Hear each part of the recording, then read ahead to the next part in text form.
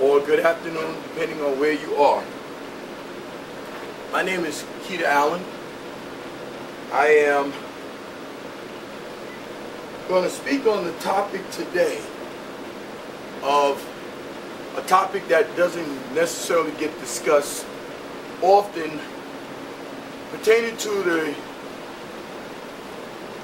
historical reflection of the Primordial Law and how that affects us to this very, very day, even to our current president, Barack Obama. Well, the Primordial Law started thousands of years ago. In the ancient days of Ethiopia and the Kemet, the Nubians, the Libyans, and all of the northern region of Africa, when it was then controlled and predominantly governed by the Nubian stock or ethnicity, very little of dissent they faced. They were known then as the world-powered nation.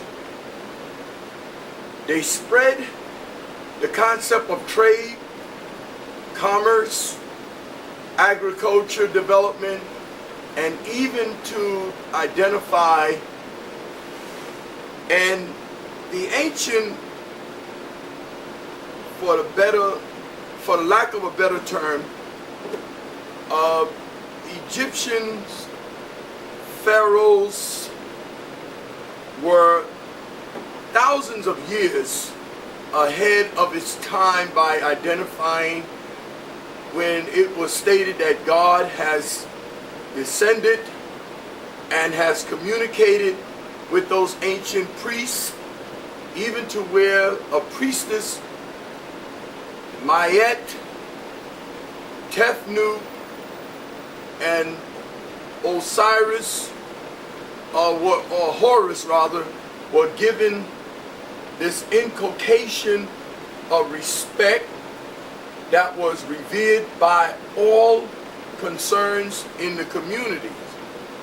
Back then, one could not speak vehemently opposing to the priestess laws or the Mayet concept and principles, which states of the 42 negatives, the very 10 that gets extracted of the 10 commandments were also included in the Mayet principles. If one would carefully and diligently read those Mayet principles, one would find that in Moses' time, when he reigned and wrote the books of Moses, that those extracts of the Mayet principles formed into the 10 commandments were incorporated.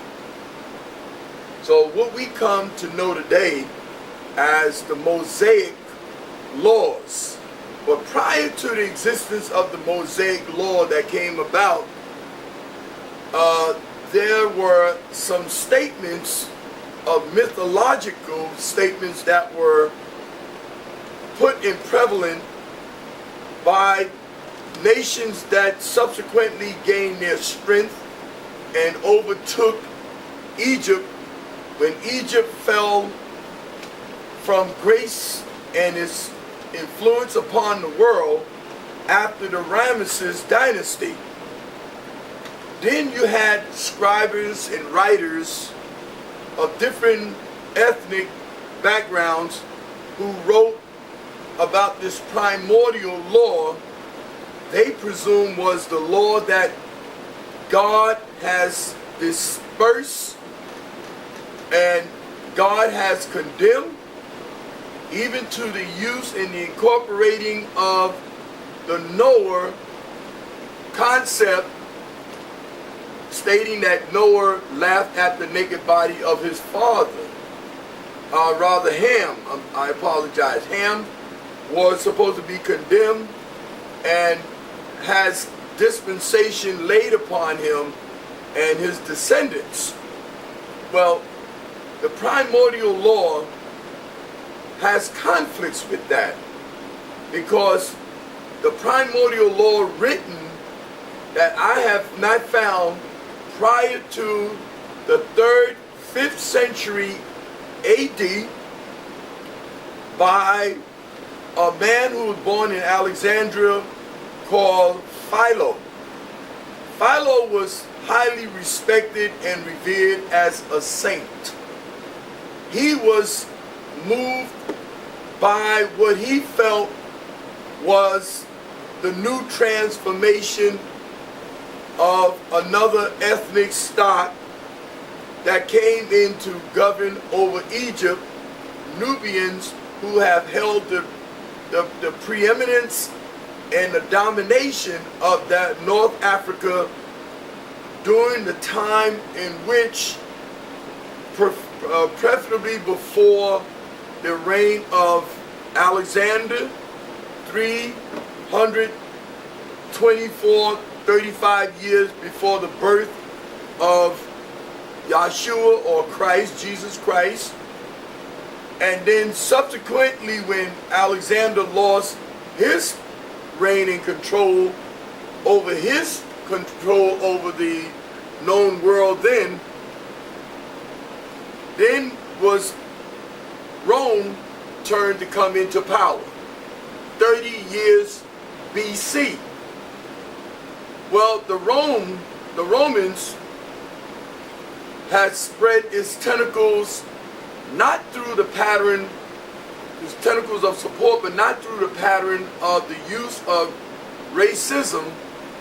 If one could interpret how they destroyed the Carthaginians and made it known that they were not going to allow the Carthaginians constitution to exist. So there was this conflict between the Hannibals and the Romans, with on the side of Hannibal was your Greeks. The Greeks were incorporated and they were brought in to work as mercenaries. Well, the Greeks stood on the sidelines and they did not put any major opposition.